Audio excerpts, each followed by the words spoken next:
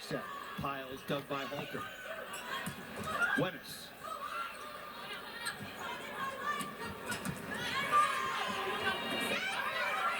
Akana with the dig. Much better set to Wenis. Some room to swing. I like how Wenis waited for that one, coming from behind her. Take a look here at the replay. Coming from behind, waits for it, keeps it in front of her, and turns her body more towards that middle back in line, right through the seam of the block.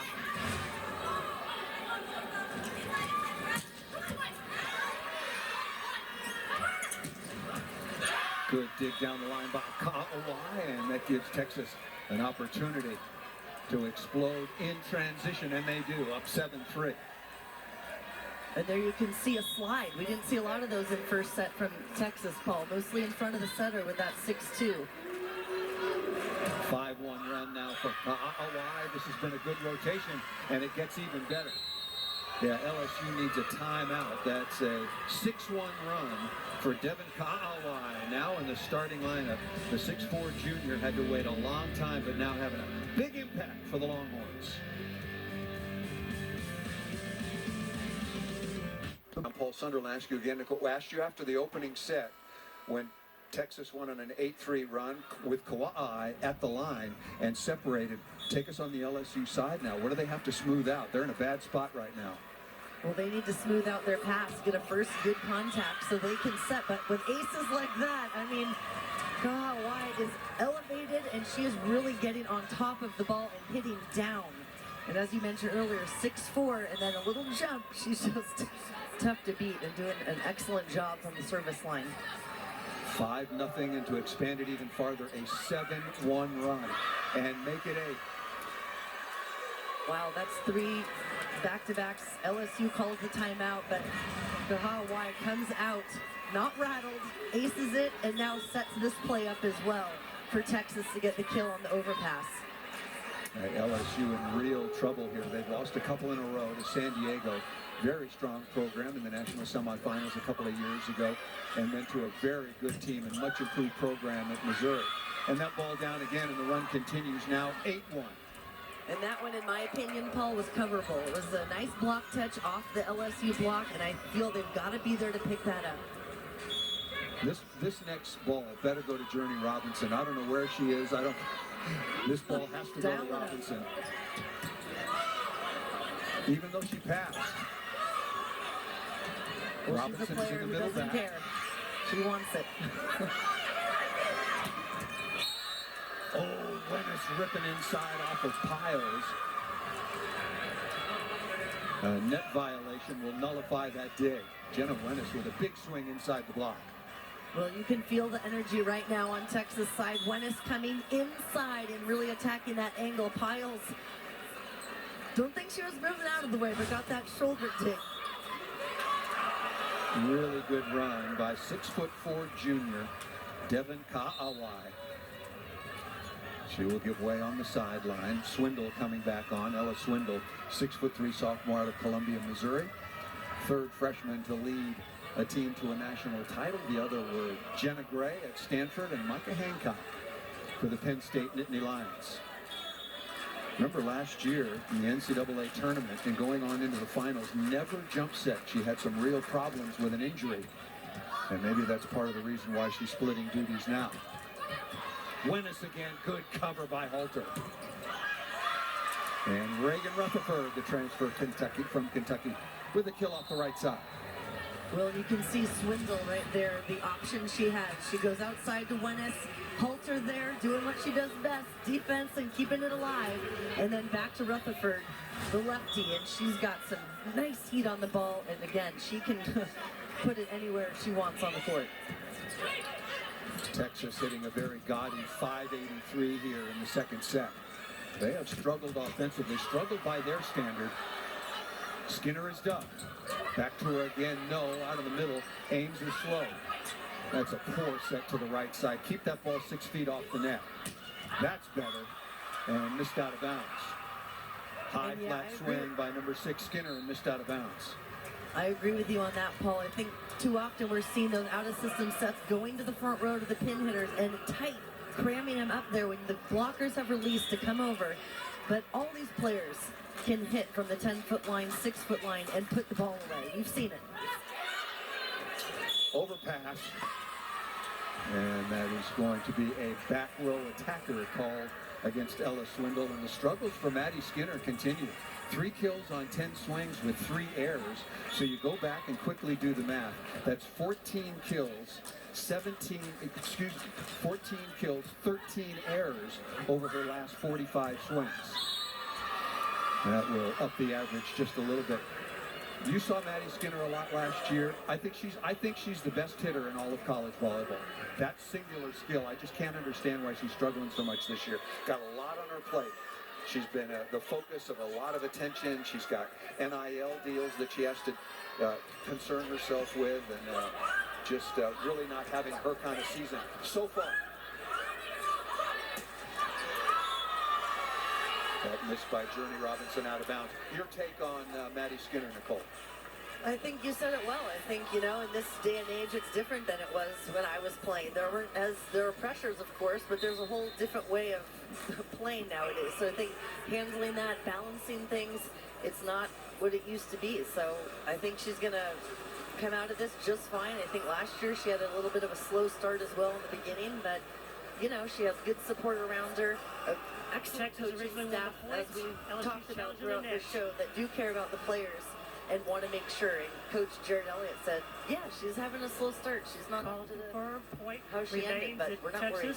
LSU loses a challenge. So LSU was challenging that swing by Journey Robinson was off the top of the Texas block. It was not. So LSU down to 1 challenge, and the ball will stay with Texas. That ball well out of bounds and well above the block. Yeah, you could see she was trying to go for those high hands, but it just elevated enough, kind of got under the ball a little bit too much. But again, that's what she needs to do. We know she has the heat, but really mixing it up with those attacks and attacking the edges. Making Robinson work at both ends in reception. Goes short to Skinner. And Rutherford through the block and down. In this set here, Texas, well, first of all, LSU in set number 1, we saw a lot more positive block touches they were able to cover. This set, Texas doing a better job attacking the seam, the high hands, the edges, which are not being able to be covered by LSU. Once again, smart serving strategy, keeping the ball on Robinson. Rutherford again, block touch out of the middle by Robinson and Jones. And then quickly off the edge by Skinner. Fast tempo pace out to Skinner. Comes in hard on the angle. Take a look in the angle and then turns it down the line off of Ortega's right hand. That's a pretty good matchup that favors Maddie Skinner in Texas over Bailey Ortega at 5'9". The graduate senior off the top of the block and down. A much needed side out. LSU got to sort of try to find some rhythm at the offensive end.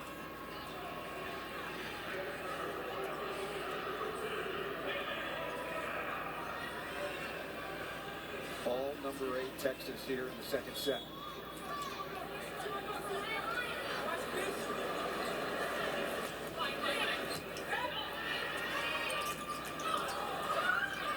Off the edge, Ortega with the sprawl.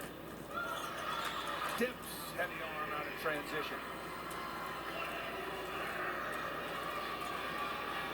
Dem's doing a nice job, got off just enough off the net to be able to get one step close and bring the power. That's how powerful she is, swinging into that block.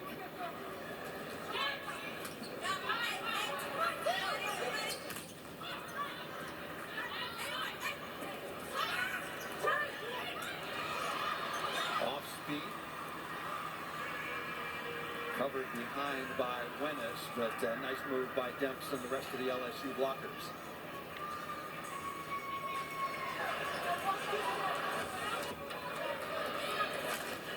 Ortega will continue to serve. Skinner now 5 of 14.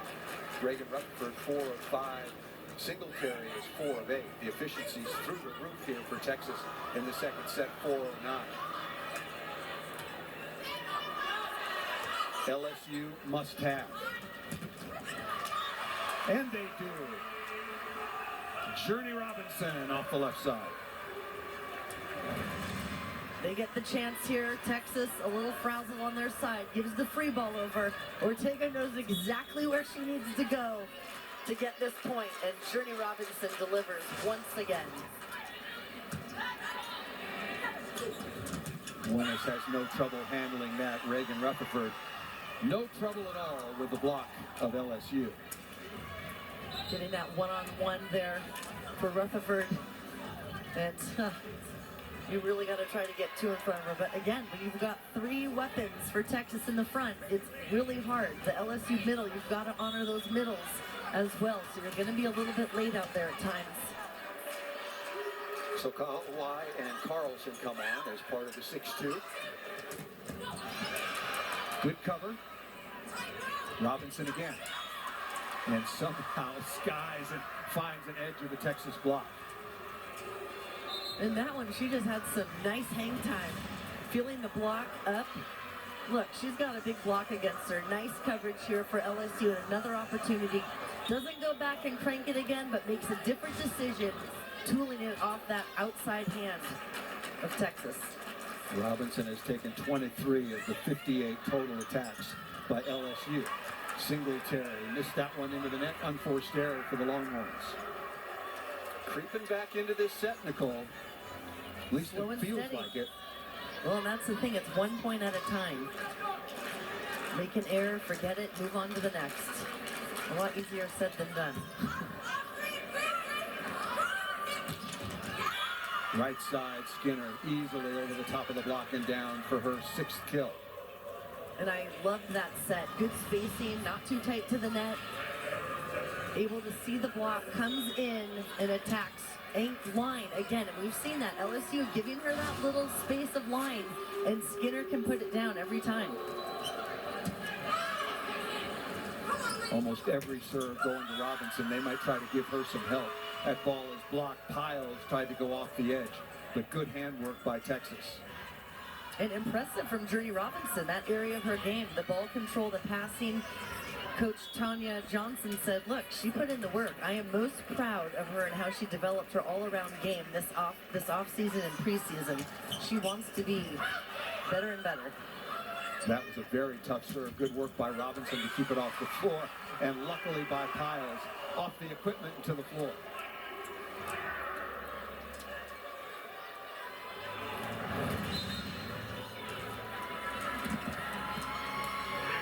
Keeping it alive, Robinson making that move. Not a perfect pass to get the set, but LSU doing a nice job out of system and attacking the Texas block.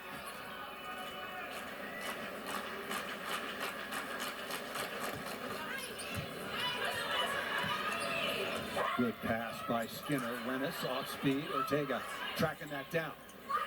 Back to Wennis again. Beautiful shot by number 13 in burnt orange down the line. And you'll notice on Wennis's attack, she's coming in a little bit from the pin and really beating LSU on that outside hand of the blocker. Kayla Akana, 5'9" senior, also out of Hawaii. Been at Texas a long time and had a big impact in reception and defense. Remember, she started her career at Nebraska.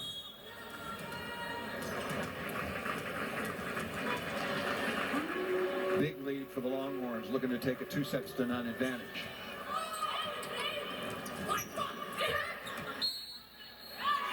It's going to be a net violation. That's called on Aiden Ames. Haven't mentioned her name much. 6'4" freshman out of Prosper, Texas, the Gatorade National Player of the Year, wearing number 5.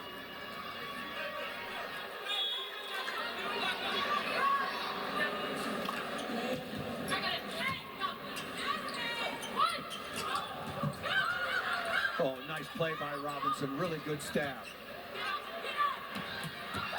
And creates the opportunity. Journey Robinson doing it all offensively and defensively. Well, and here's the thing. That set looked like it was going behind her head. And I'm telling you, as a young player, a lot of times that would be an error, trying to still kill it. But she has the maturity to know what to do in that situation, keeping it over the net, which created that opportunity for LSU. Good short serve handled by Texas. Off the tape, and that can't be tracked down by Kirchhoff. Going back to that play by Journey Robinson, she was the one who made that sprawling, all-out stab save and then got up and was able to attack the ball and get her team ahead in the point. 6 digs to go along with 8 kills for number 5 in white. There's Ka'awai. Good reception by Demps. And response once again, Angelina Lee, number 4 in white out of the middle. Beautiful connection there, Ortega to Lee. And that's that fast arm Coach Johnson told us about on the call. Really working on that in transition. 22-16 is the advantage. Texas hitting 400 for the set, 300 on the match. And LSU at 156 so far on the afternoon.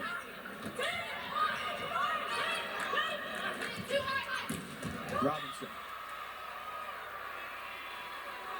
And here's what I'm doing if I'm Robinson. I'm in the front row right now.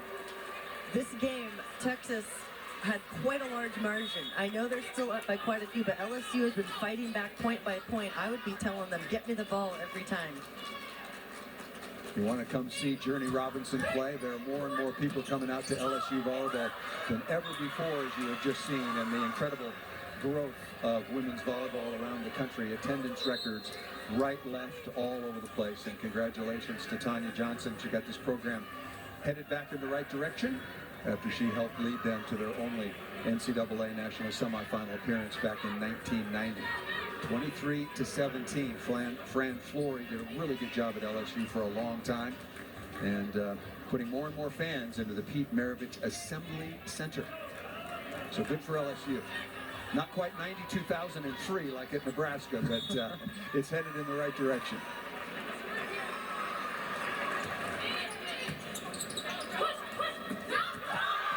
Nice tip. Good read by Ortega.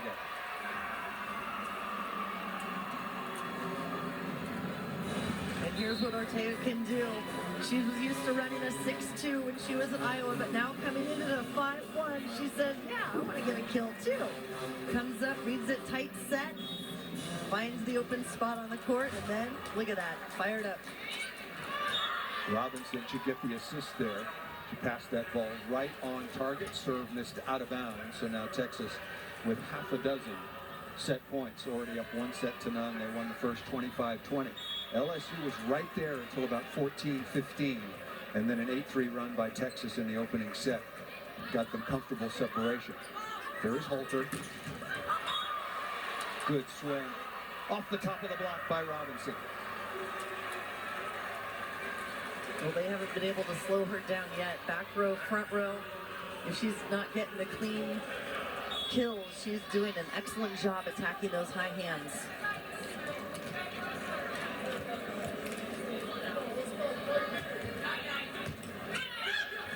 Overpass. That ball's out of bounds, so point on the board for Robinson and LSU. Still 4 set points for the Texas Longhorns.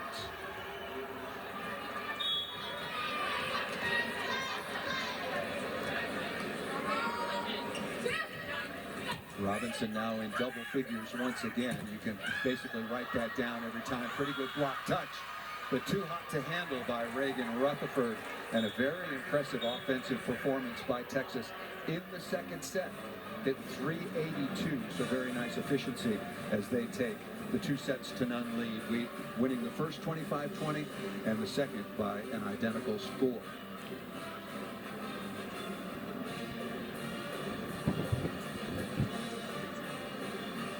Texas 16 of 34, got the error rate down, and a very good job of service pressure, particularly on Journey Robinson, and we're waiting to have a word with head coach Jared Elliott once again now in his 24th season and back-to-back NCAA championships in 22 and 23 over Louisville and Nebraska, and then all the way back in 2012 over the Oregon Ducks. And now time to see how LSU can respond.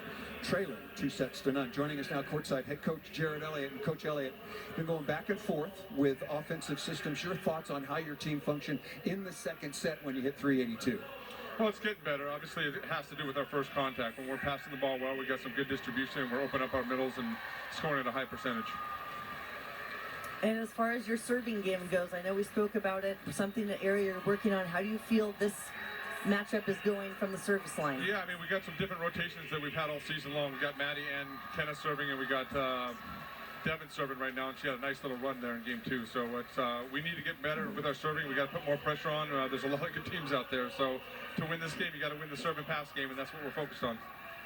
There are a lot of good teams, Jarrett, but you're one of them each and every year. Thank you so much for your time. Thank We you. really appreciate it. Thank you. Devin Ka'awai in that conversation, doing a very, very good job helping to lead Texas to a 2-0 lead. How will LSU respond at home in the PMAC?